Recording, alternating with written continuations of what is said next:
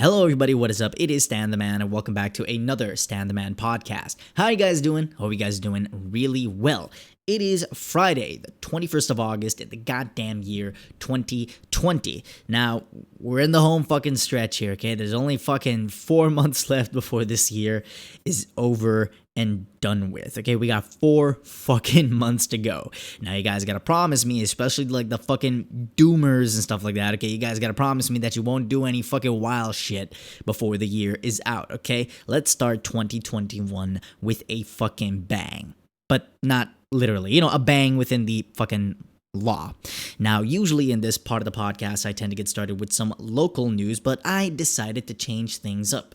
Ladies and gentlemen, I now have a schedule. I will try to upload a podcast every Friday. If you won't see a podcast Friday, most likely it will be uploaded by Sunday. And I'm gonna make a point to actually make a schedule with these types of things by actually pre-recording the podcast. At first, I was actually kind of against it. I really don't think a podcast sounds as well if it's pre-recorded and then uploaded to another day. Besides, I usually like to start out with some local news, and you want local news from that day.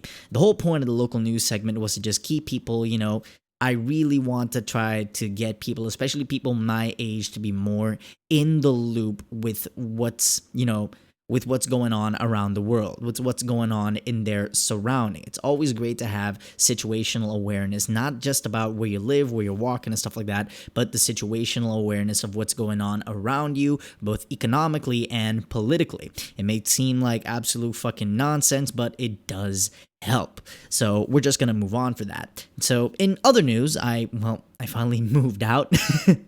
If you're noticing a little bit of an echo right now, I actually moved out to another apartment, and I don't really have soundproofing in this bedroom. I'm gonna see if I can actually get some soundproofing. If not, I got a big old fucking closet, and I'll just record in there. But I don't even have a fucking desk. So if I actually took a picture, I'm going to see if I can actually put it in the podcast if it's on YouTube. If I actually took a picture of my setup right now, it is literally my iPad, my audio interface, and my microphone stuck on a small circular coffee table affixed to the wall next to my bed. Next to that, I have a empty PC case that I ordered 3 weeks ago, and it just came here. We're fucking redefining the definition of snail mail at this point. So yeah, I'm trying to build like some kind of dedicated workstation, but for now that's on hold. So yeah, I moved into another apartment. My original plan of eventually leaving Aruba to live in the Netherlands as well hit a snag. Hashtag Rona times. And it appears that I might be here for a while. I could just, complain about the situation like a lot of fucking people my age these days, but I decided to bite the bullet and make the best of what I currently got. So I decided to finally move out, and actually, truth be told, I wanted to do that for a really long time now, but minimum wage barely gets you cardboard and the toilet paper here on Aruba. But that was like back when I was like 18 years old. Yeah, I had like big ambitions to move out when I was like 18, but then I started like I was like really realistic even back then, and I always stayed with the same fucking excuse, like, hey, I'm gonna live abroad soon anyway, why waste money on an apartment? The years kept going, and I kind of felt stuck, and not just my time in the not only my time in the military, but also just life in general taught me that if there is one thing in this world that I hate more than fucking pedophiles and snowflakes complaining about non-existent fucking problems, is feeling stuck. If I go somewhere and I feel like I'm not progressing or making strides, even if it's just little fucking victories, okay, I will legit get depressed, okay? I hate that feeling so much. You know that feeling where you're not really, no matter how hard you try, you're not really going anywhere. Okay, I cannot describe how much I hate that feeling. Now, more time, so we're just gonna flash forward. More time passed. Somebody in Wuhan, China, ate a bat or some shit, and before we know it, we had a global fucking pandemic. And it wasn't long before the pandemic made its way to my neck of the woods. Okay, Aruba. Me and along with many other people went into lockdown. Bars, borders, everything was fucking closed, right? Jobs were lost, and the streets were basically empty. Fucking, it was amazing. Like, I'm not gonna lie, it was fucking amazing. Driving to downtown Orionstad, that's the capital. All right, I'm pretty sure you had to go through fucking two world wars just to find a fucking parking spot. Oh man, to find those streets empty is just satisfying. Nah, but other than that, turns out the choice to enlist in the military wasn't a really bad one, because soon I found myself working 12-hour shifts for, well, basically weeks. It was tiring, but I was still getting paid. But I was still getting paid. Thankfully, like, being one of the few people on the whole island that still had a salary had its perks, okay? Eventually, months passed, and it gave me time to think about my current situation in my life, right? I took a good, hard, long look at myself, okay? And I thought, yeah, nah, I'm not gonna be that guy that's in his fucking 20s in the military and still lives with his goddamn parents. So I went apartment hunting. To be honest, it was kind of like finding a needle in a haystack. I remember I found one place that was kind of like it was kind of like a small standalone house. The bedroom even had enough space for me to make a dedicated workstation to like draw, write, read, and edit. I came in contact with the owner and the real estate agent, and we scheduled a viewing. I was both excited and nervous, and eventually the day of the viewing came, and I was very ecstatic. The place was literally everything I fucking wanted and more. It was cheap, it was close to work, spacious enough for my lonely ass, but as always, never a good idea to celebrate too fucking soon. I was told that another person had also applied to get the apartment. A 23-year-old mother who was kicked out, a 23-year-old single mother who was kicked out of her family and needed a place to stay. And like the Titanic, women and children first. Guys, you go down with the fucking ship. Now, of course she was gonna get the fucking house. So, of course, back to the fucking drawing board, I guess. I thought as I dove back into the cesspool that is Vraag en Aanbod. For those who don't know, Vraag en Aanbod is the local digital marketplace on Facebook here for Aruba. It's basically a place on Facebook where local Arubans can actually sell stuff on the open digital market. Okay, you got a car, you want to sell it, but you don't want to go to a dealer. Okay, you put that shit on Vraag en Aanbod. You're renting out an apartment, you put that shit on Vraag en Aanbod. You have a small circular coffee table that you're using for fucking podcasting. You go to Vraag en Aanbod. Okay, but my fucking god, like, it is a place where people try to sell you anything from used bikes to conspiracy theories. I swear, every time I see, there's always like that one. There's always like fucking people who post in the marketplace. Okay, they post like fucking conspiracy theories. It's always some fucking fat old. There's always some fat old fuck that looks like he fucking. Like he looks like he just discovered the internet, okay? These people, they just discovered the internet and think they subsequently unlocked the secrets of the fucking Illuminati or some shit. So, of course, they have to fucking share because they probably didn't get attention as a fucking toddler. I don't know. I think it took me at least 3 days before I thought, hey, wait a minute. Instead of actually trying to buy a house, instead of actually trying to buy something or find a place to stay here where drug dealers try to sell some shit to. No, that's an actual thing. Now, they used to sell a lot of stolen shit on Vraag en Aanbod. It was an actual problem back when it first got started, okay? So I decided to try and act. After literally days of fucking trying, I decided to actually try a real estate website instead of a possible drug dealer. And I dug around and literally found a place in less than 3 fucking hours. It's a quiet, tiny apartment in the northern side of the island, a bit further away from work, but I assume the extra 5 minutes won't fucking kill me. And the only thing I complain about so far is that when I cook, okay, so the living room is set up that my bedroom side. Okay, there. So far this whole week, I got the AC now because it's fucking hot as Satan's scrotum outside.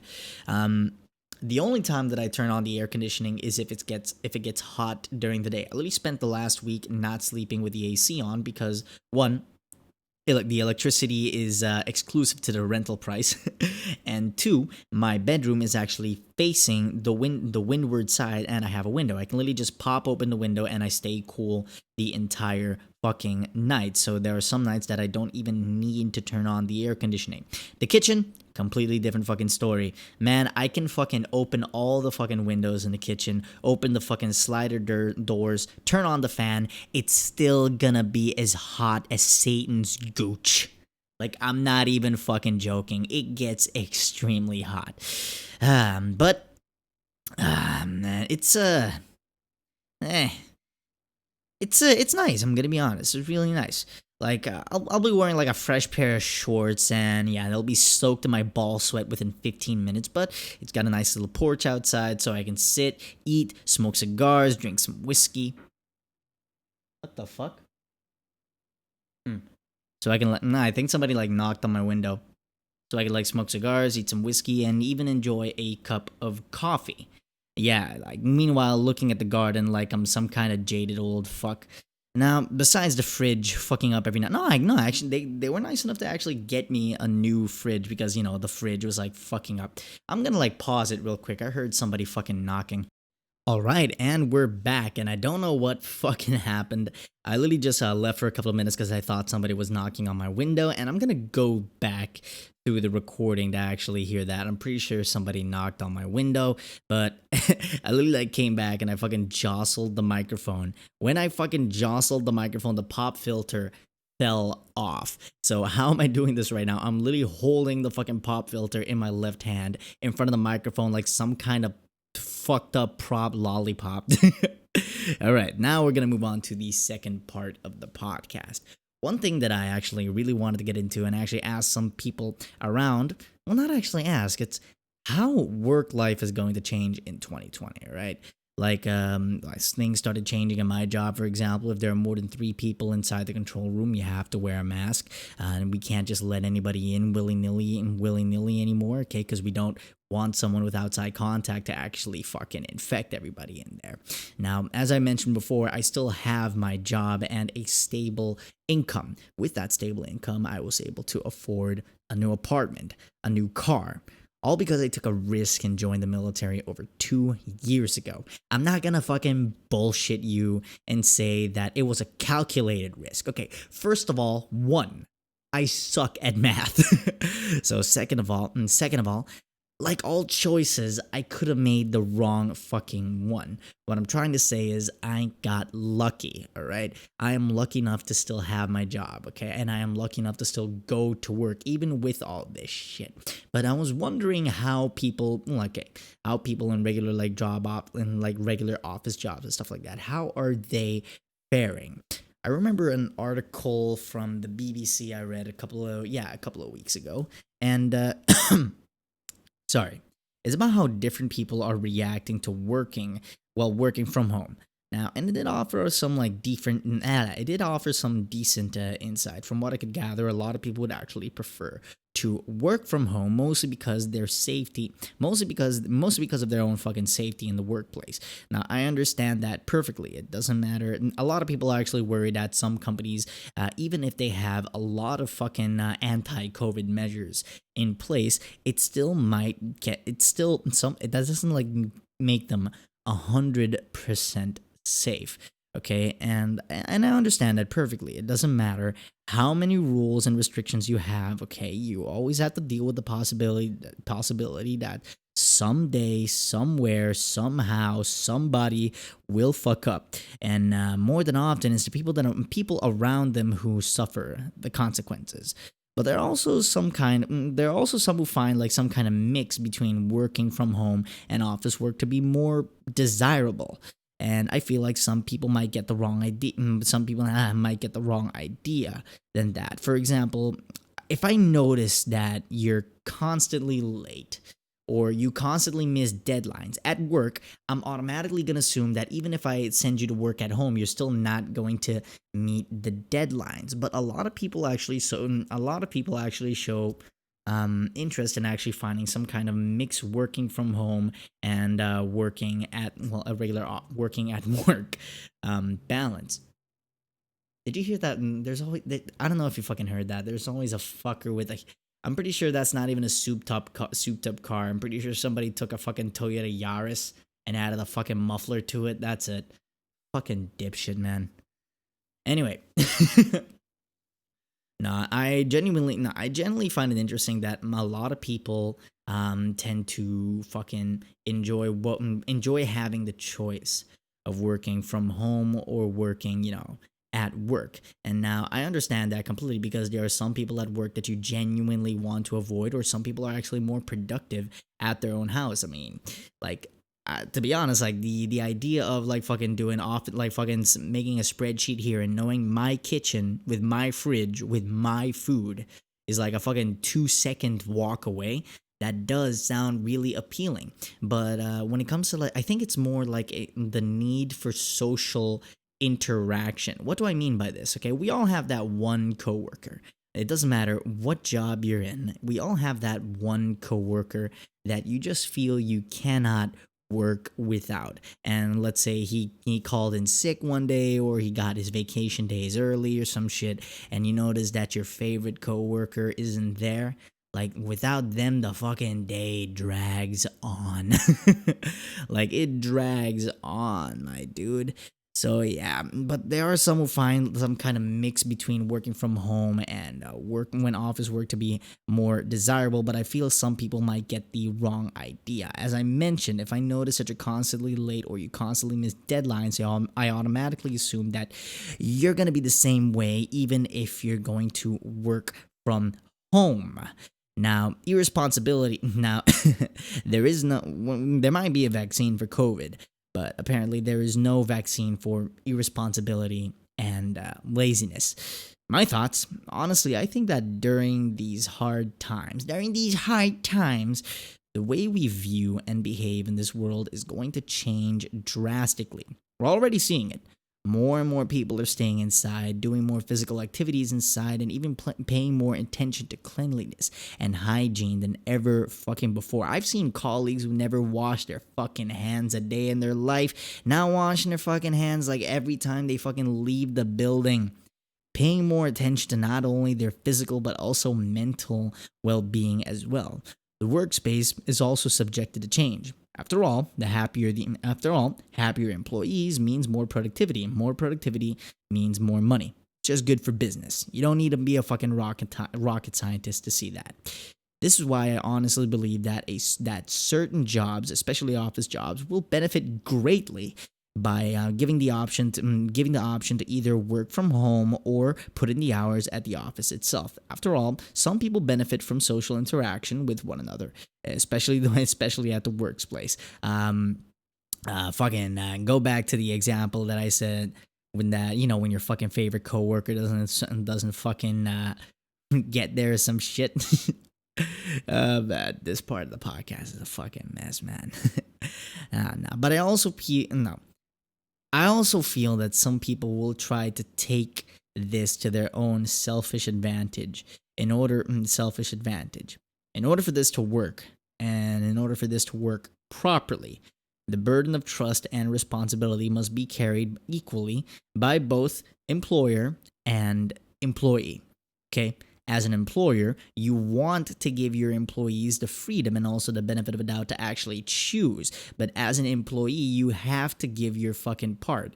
Okay, let's say I'm the head of a fucking office and I give you the option to fucking work from home because you come with the excuse that, oh no, I gotta go take care of my kids.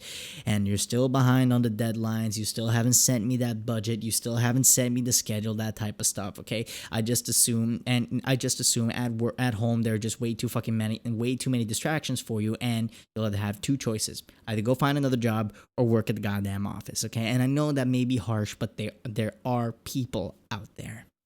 Now, speaking of working, night shifts. Oh man, I'd say the only downside to my job is the randomness of the fucking schedule. By that I mean we know exactly when we work and when we're supposed to work. The only thing that changes are the fucking times. Like, ask anyone who's worked in this type of profession. Like, night shifts are the fucking worst. I mean, sure, you get used to them after a while, but that doesn't stop them from fucking sucking massive donkey balls. I mean, think about the think about the thing about night shifts. Okay, if you think about it, all right, you're. Why do I say if you think about it? Okay, the thing about our night shifts is you're not allowed to sleep, but as most company rules out there, the rules get broken constantly. And though we are trained to work effectively, even with sleep deprivation, some people